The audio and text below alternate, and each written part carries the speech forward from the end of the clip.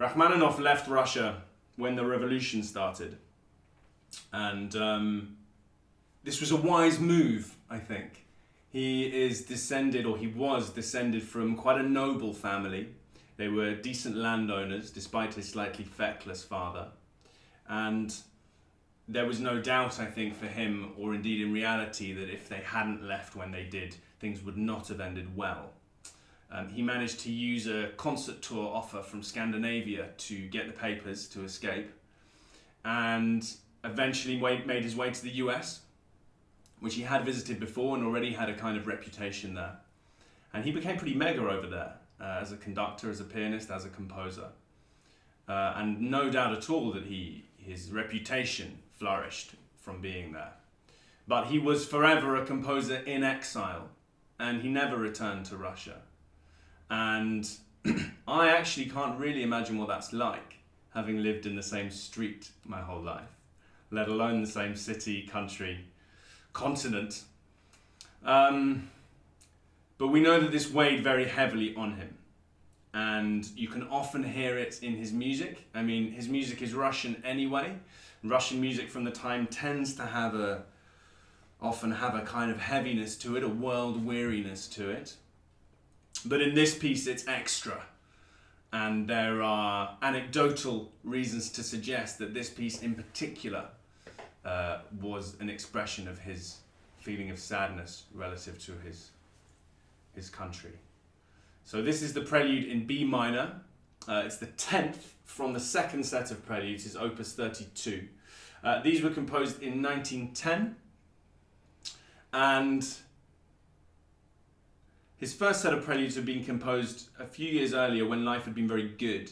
Rachmaninoff had an interesting kind of journey to stardom, if you like. He was very precocious, he had some early success, but he was prone to bouts of depression. And when his first symphony was quite a big flop, and not a massive flop in terms of the way the critics received it, although some received it very negatively, but he was very displeased with how it had come across. He entered a complete period of barren creativity where he couldn't produce, couldn't really function properly. And it was via a psychotherapist, who helped him break out of that. And the product of that, of course, is his glorious second piano concerto, which was dedicated to the therapist and then shot him well on the way to the big time.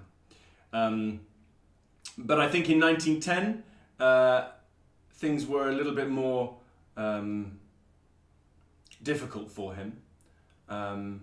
And yes, this piece is desolate. What's interesting, I think, in this piece is that it seems there's clearly some kind of playing with time going on here, because he wasn't to leave Russia yet. You know, he wasn't going to leave Russia for another 7 or 8 years. But I wonder if somehow, some way, he already saw the writing on the wall. He said to the great pianist Mozeyevich that this piece specifically just meant one thing to him: the return. And he said it with such sadness in his voice that the pianist was left in no doubt at all that he meant a return that he could never have.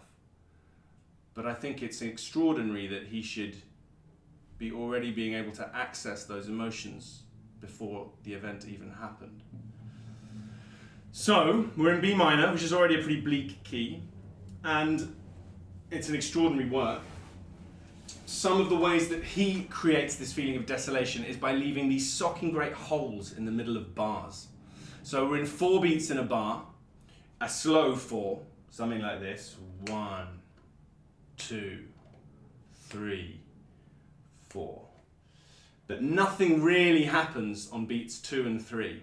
2 is a very low supporting chord, and 3 we're just left hanging, wondering what on earth's going on. Traditionally, the first beat would be the strongest in a bar, and the third would be the second strongest. So the fact that he leaves that blank gives this amazing sense of space and echoey desolation in my mind, certainly. The central section is where things get a bit much.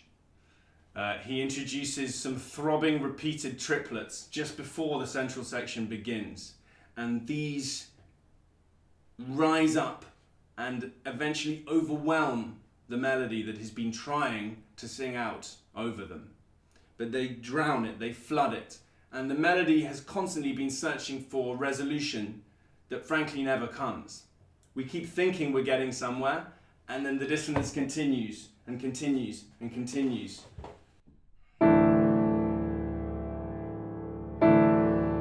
We keep thinking that each next chord might bring us some relief,